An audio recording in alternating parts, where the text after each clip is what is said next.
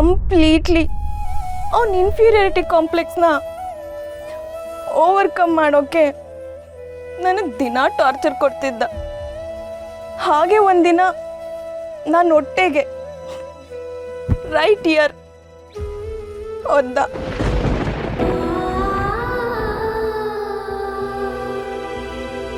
ಆಗ ನಾನು ಮಗು ಜೊತೆ ಅವನು ಕಳ್ಕೊಂಡೆ. ನಾನು ಒಂದು ವಾರ ಹಾಸ್ಪಿಟ್ಲಲ್ಲಿದ್ದೆ.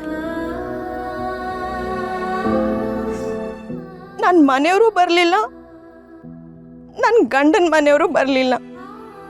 ಅಷ್ಟೇ ಅಷ್ಟೇ. ಇನ್ಯಾವತ್ತು ನಾ 2 ಮನೆಗೆ ಹೋಗಲೇ ಇಲ್ಲ.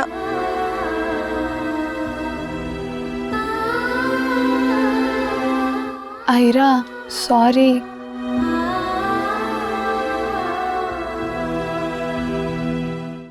ನಾವು ಹುಡುಗಿರು ಬೇರೆ ಊರಿಗೆ ಬಂದು ಫ್ಯಾಮಿಲಿಯಿಂದ ದೂರ ಇದ್ದು ಕಷ್ಟಪಡ್ತಾ ಇದ್ರು ಎಷ್ಟು ನಗ್ನಗ್ತಾ ಇರ್ತೀವಲ್ವಾ? ಅಷ್ಟೇ ಅಲ್ಲ, ನಾವು ಚೆನ್ನಾಗಿ ಕಾಣೋದಕ್ಕೆ ಎಫರ್ಟ್ಸ್ ಕೂಡ ಹಾಕ್ತೀವಿ. ನಿನ್ನ ಬಗ್ಗೆ ನಾವು ತಪ್ಪಾಗಿ ತಿಳ್ಕೊಂಡಿದ್ವಿ. ಏನಂತ? ಇವಳು ಕ್ಯಾರೆಕ್ಟರ್ಲೆಸ್ ಅಂತಾನಾ?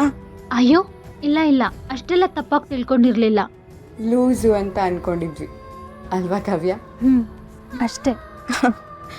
ನಾನು ಲೂಸೆ, ಅದಕ್ಕೆ ಹಿಂಗಿದ್ದೀನಿ. ಟೈಟ್ ಆಗಿದ್ದಿದ್ರೆ ಲಕ್ಷ್ಮಿ ಥರ ಇರ್ತಿದ್ದೆ.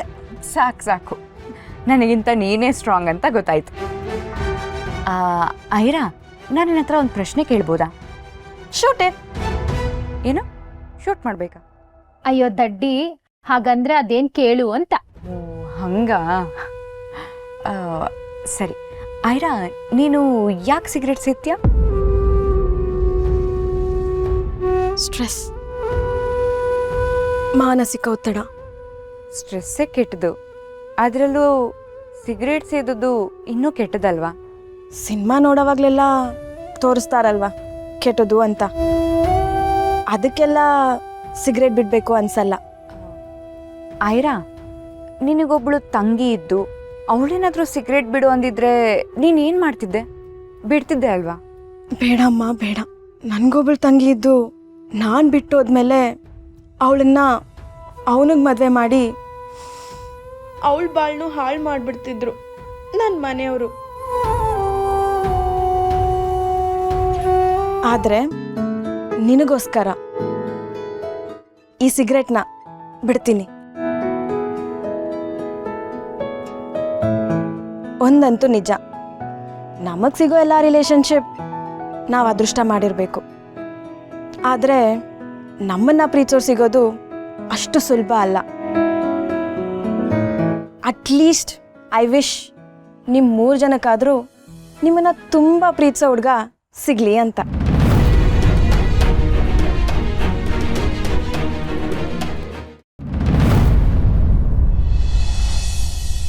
ಅಜ್ಜಿ, ನೀವು ಹೀಗೆ ದಿನ ಸಪ್ಪಗಿದ್ರೆ ಹೇಗೆ? ಅಮ್ಮ, ನಿಮ್ಮ ತಾತ ಆಸ್ಪತ್ರೆಯಲ್ಲಿದ್ದಾರೆ. ನಾನು ಹೇಗೆ ಖುಷಿಯಾಗಿರೋಕ್ಕಾಗತ್ತೆ ಹೇಳು? ಅಜ್ಜಿ, ತಾತ ರಿಕವರ್ ಆಗ್ತಿದ್ದಾರೆ ತಾನೆ, ನೀವೇ ಡಲ್ ಆಗ್ತಾ ಇದ್ದೀರಾ. ಆಮೇಲೆ ತಾತ ಬಂದ್ಮೇಲೆ ಹೀಗ ಅಜ್ಜಿ ನೋಡ್ಕೊಳ್ಳೋದು ನಮಗೆ ಬೈತಾರೆ. ತಾತ ನಿನಗೆ ಯಾವಾಗ ಬೈತಾರೆ ಅಮ್ಮ? ಹಾಂ, ಯಾವುದಕ್ಕೂ ಅವ್ರು ಬಂದ್ಮೇಲೆ ನಾನೇ ಕಂಪ್ಲೇಂಟ್ ಮಾಡ್ತೀನಿ ರೀ, ಅಜ್ಜಿ ನಮ್ಮ ಮಾತನ್ನ ಸ್ವಲ್ಪನೂ ಕೇಳ್ತಿಲ್ಲ ಅಂತ. ಆಯ್ತಾಯ್ತು, ನಿಮ್ಮ ತಾತ ಮೊದಲು ಮನೆಗೆ ಬರಲಿ, ಆಮೇಲೆ ನೀನು ಕಂಪ್ಲೇಂಟ್ ಮಾಡು. ಅವ್ರು ನನಗೆ ಬೈತಾರಲ್ಲ, ಅವಾಗ ನನಗೆ ಖುಷಿ ಆಗತ್ತೆ.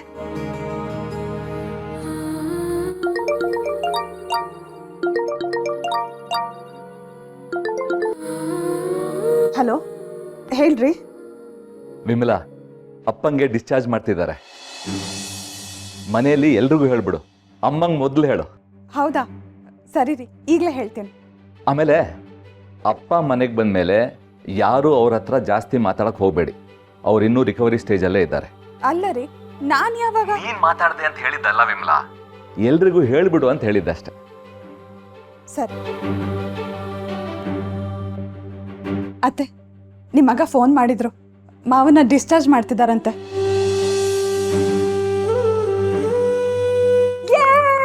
ತಾತ ಮನೆಗೆ ಬರ್ತೀಯಾರ, ತಾತ ಮನೆಗೆ ಬರ್ತೀಯಾರ ಅಜ್ಜಿ. ಕೇಳಿಸ್ಕೊಂಡ್ಯಾ? ತಾತ ಹುಷಾರಾಗಿ ಮನೆಗೆ ಬರ್ತೀಯಾರ.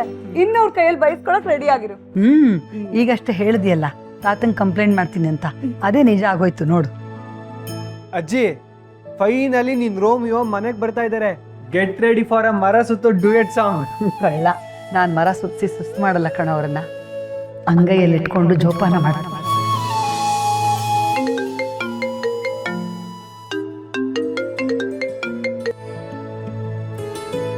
ಹಲೋ, ದೇವ್ಕಿ, ಅಪ್ಪನ ಡಿಸ್ಚಾರ್ಜ್ ಮಾಡ್ತೀವಿ ಅಂತ ಡಾಕ್ಟರ್ ಹೇಳಿದ್ರು. ಗೊತ್ತಾಯ್ತು. ನಾನೀಗ ಹೊರಟು ಬರ್ತೀನಿ.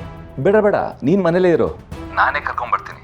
ಆಮೇಲೆ ಇನ್ನೊಂದು ವಿಷಯ, ಡಾಕ್ಟರ್ ನಿನ್ನ ಜೊತೆ ಮಾತಾಡ್ಬೇಕಂತೆ, ಅವ್ರಿಗೆ ಫೋನ್ ಕೊಡ್ತೀನಿ.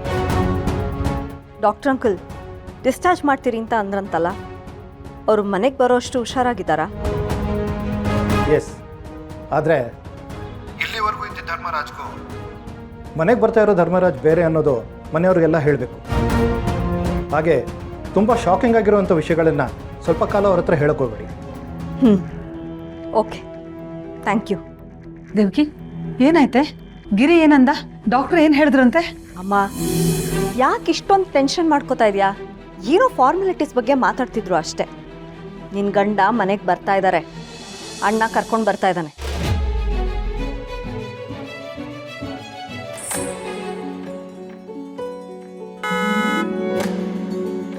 ತಾತ ಬಂದ್ರು ಅನ್ಸುತ್ತೆ. ಏ ಆದಿ, ನೀನು ಹೋಗ್ಬೇಡ, ನಾನೇ ಬಾಗಿಲು ತೆಗಿತೀನಿ. ನಾಗಿ, ಆರತಿ ತಟ್ಟಿ ತಗೊಂಡ್ ಬಾ.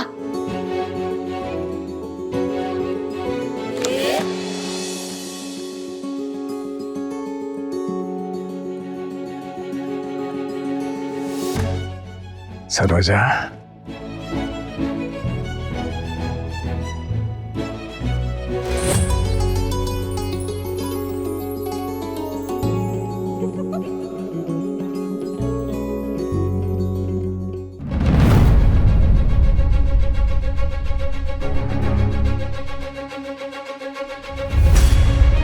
ರೀ, ಒಂದು ನಿಮಿಷ ಇದೆ.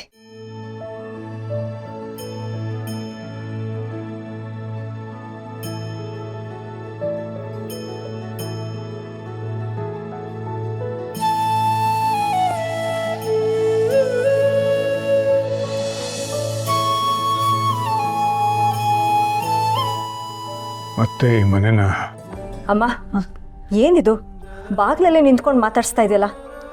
ಒಳಗೆ ಕರ್ಕೋ ಅವ್ರನ್ನ. ಬನ್ರಿ, ಈ ಮನೆ ದೇವರಿಲ್ದ ಗುಡಿ ಆಗ್ಬಿಟ್ಟಿತ್ತು.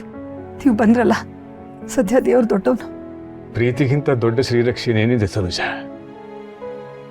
ನಿನ್ನ ಪ್ರೀತಿ, ನಿಮ್ಮೆಲ್ಲರ ಪ್ರೀತಿನೇ ಇವತ್ತು ನನ್ನ ಕಾಪಾಡಿದ್ದು. ಬನ್ನಿ.